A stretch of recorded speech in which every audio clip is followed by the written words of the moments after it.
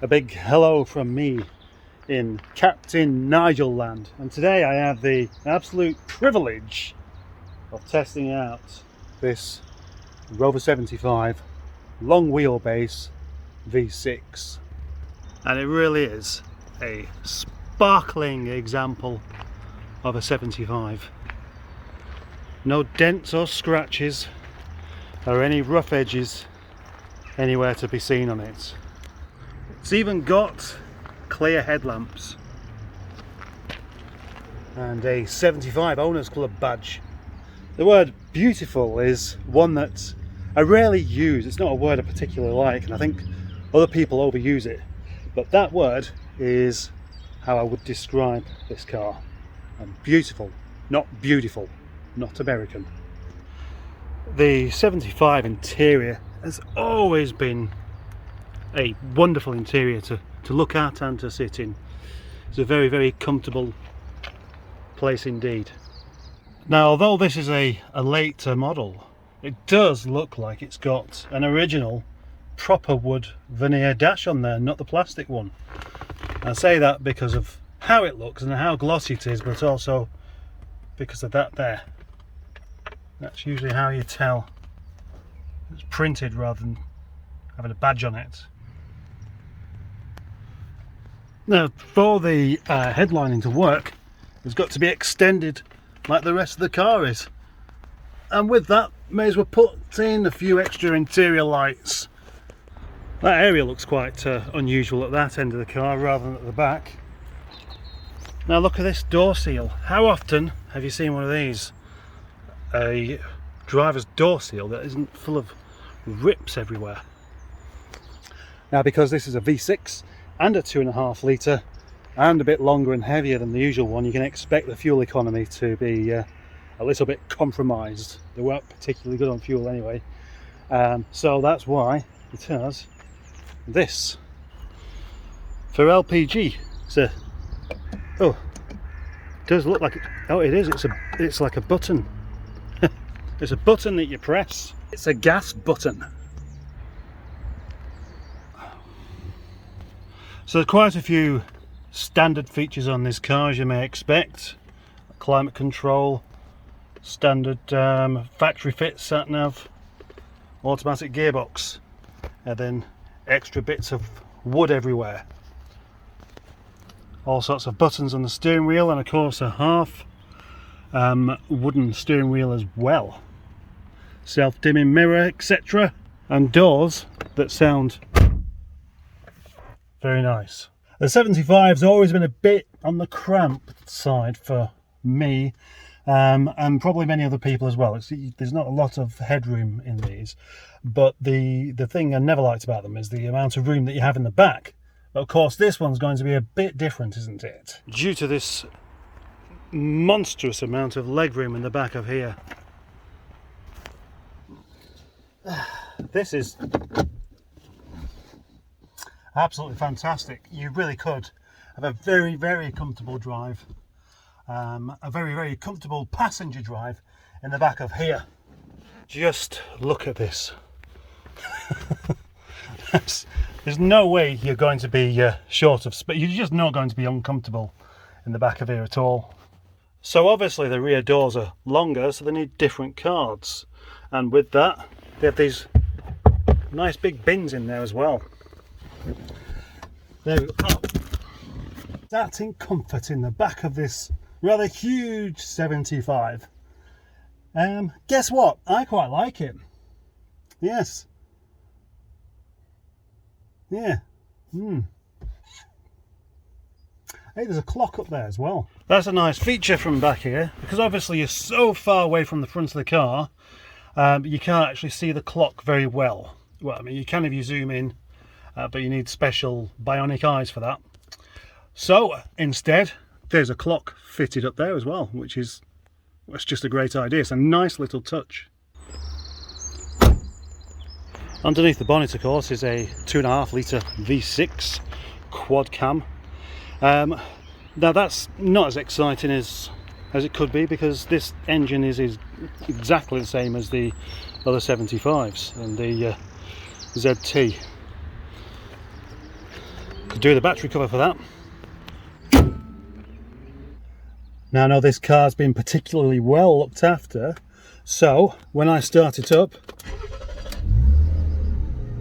it is very, very smooth indeed. None of that inlet manifold rattle that so many of the V60s have.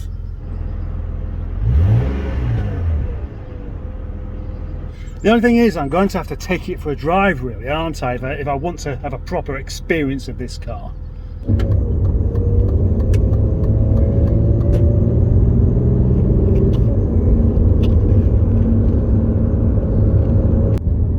So, this is my first ever drive in a 75 limousine. I'm not sure that's really the correct word for it. How does it drive then? Well, the answer is, like a 75, it doesn't feel any different to a 75 would do. But of course this is a nice model, so you haven't got any of those usual suspension rattles and clonks going on everywhere, which always really lets them down. And I believe the 2.5 litre has about 175 brake horsepower, which is quite a lot, but of course it's a very heavy car, so I'm not expecting it to be particularly fruity, but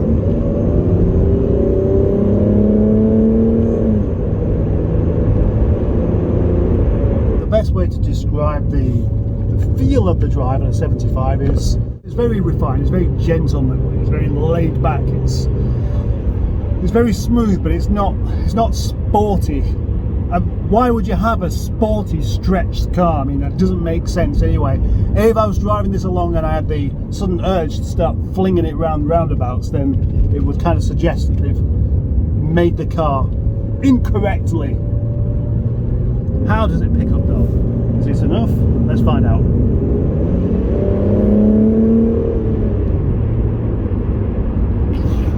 Well, in all honesty, I wouldn't really say that was quick at all. I think you'd have to really be going through the rev range to be making a great deal of progress with this car.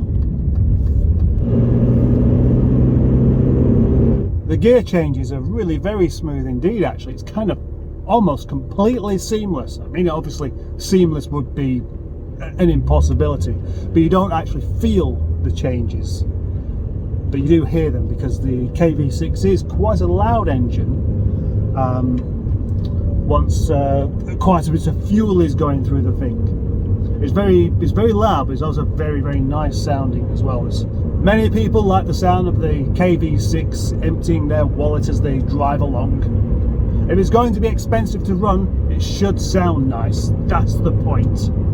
Now, the stretched version of the 75 is obviously quite a rare car. They didn't make a massive amount of them in the first place.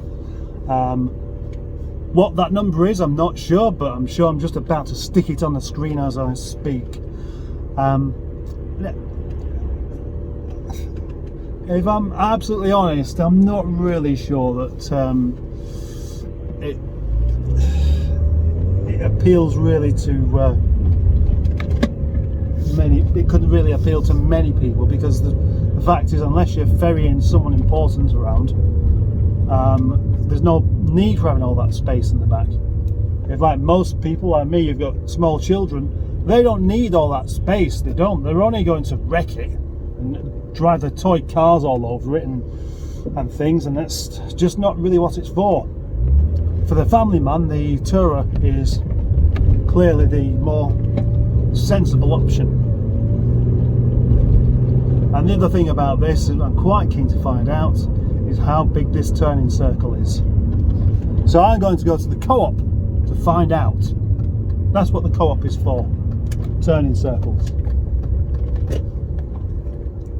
And I think I've chosen the wrong car park because it's a bit full up, which isn't massively surprising.